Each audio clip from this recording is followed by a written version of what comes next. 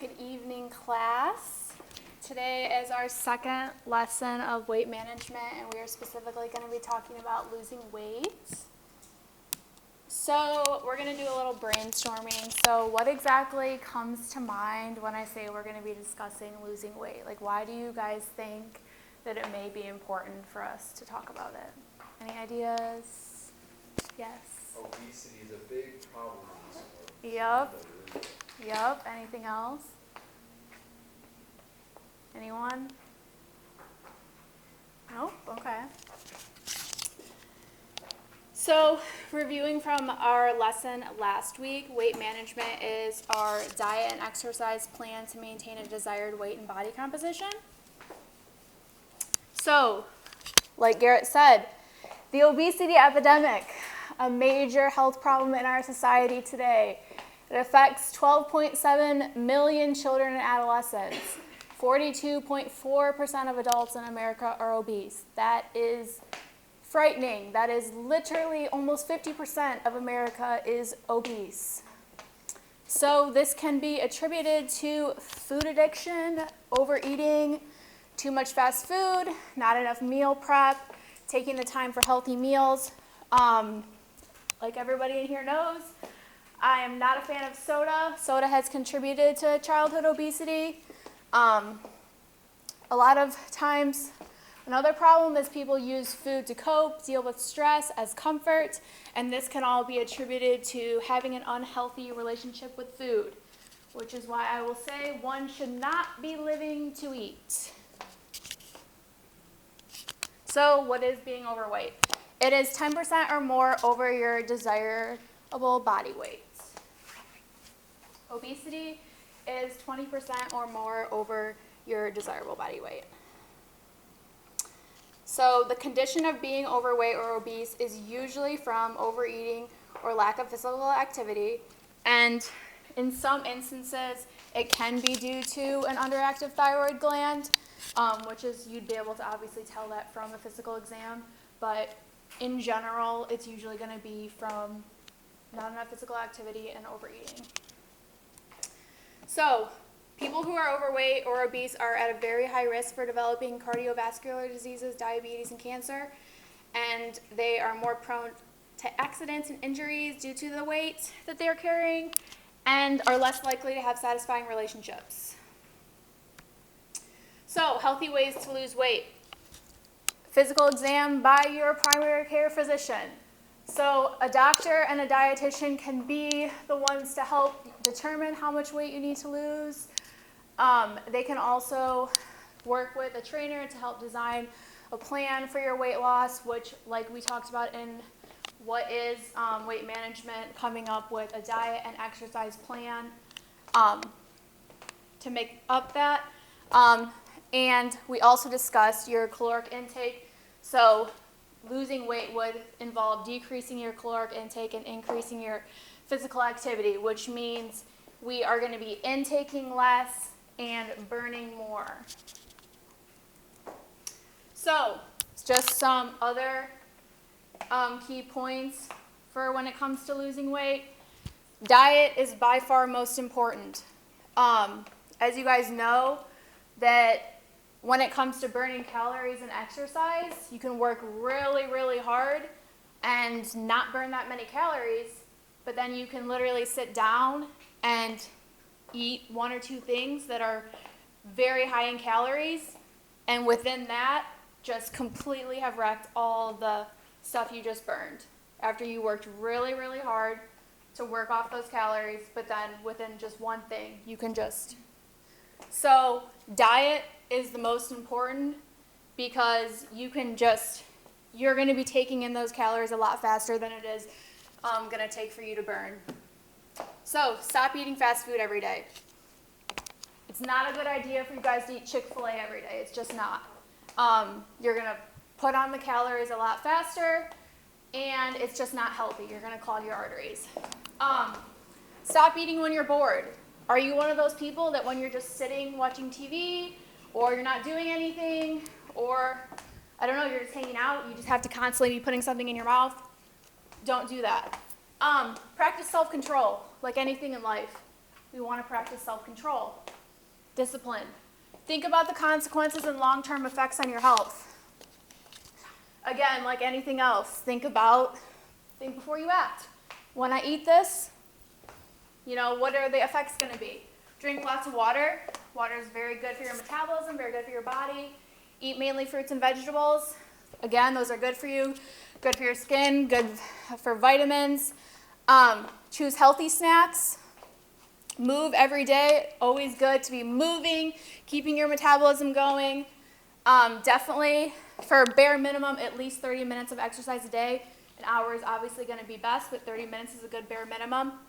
Keep a food and exercise journal if that's what helps you. Stay on top of that. And ask friends and family to support you and keep you accountable.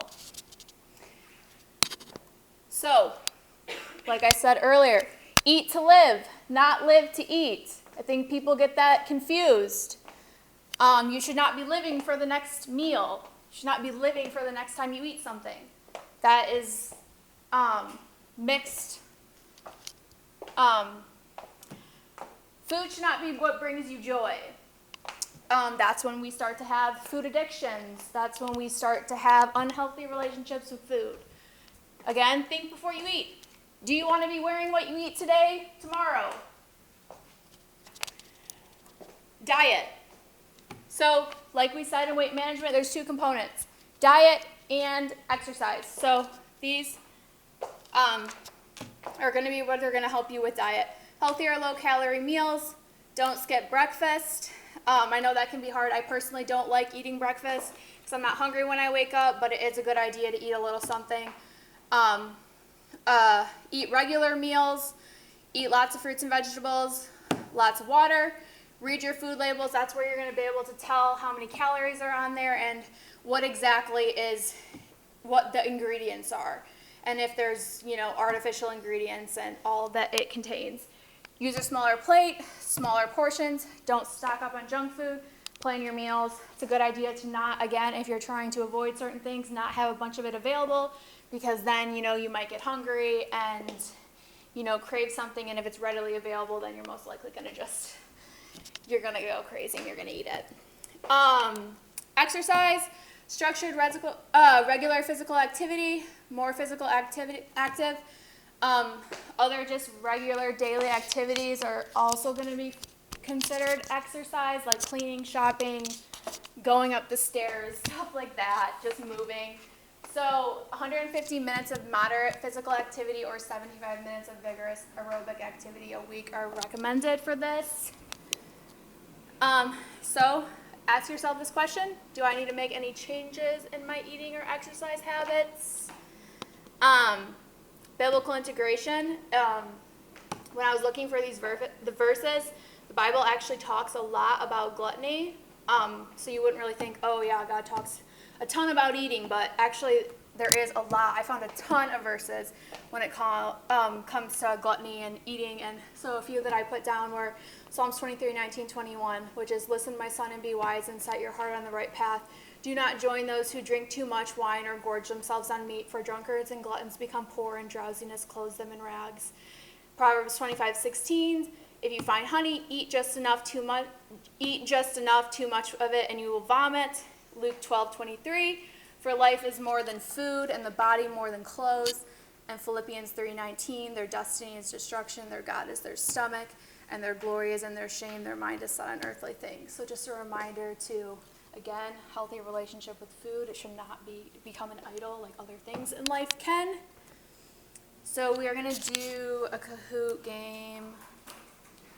Let me pull this up.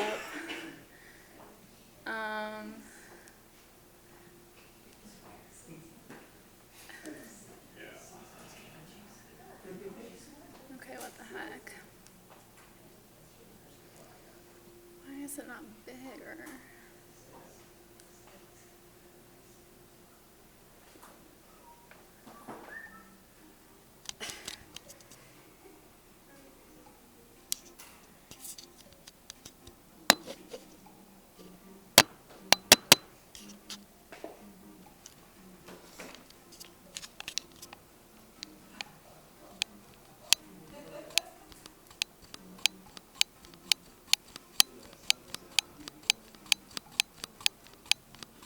anybody still trying to get in?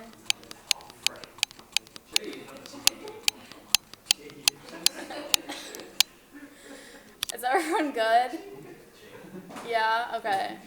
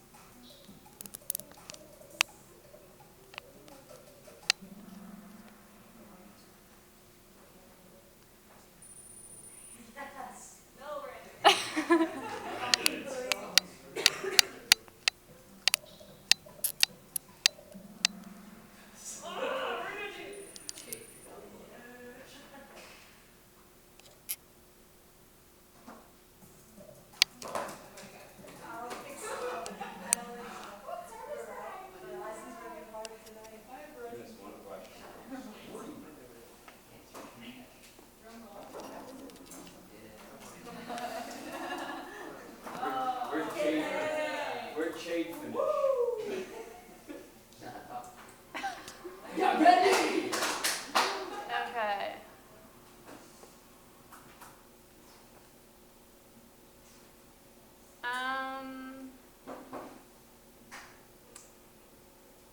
So our next lesson is going to be on gaining weight and on eating disorders, and these are my sources. That's it.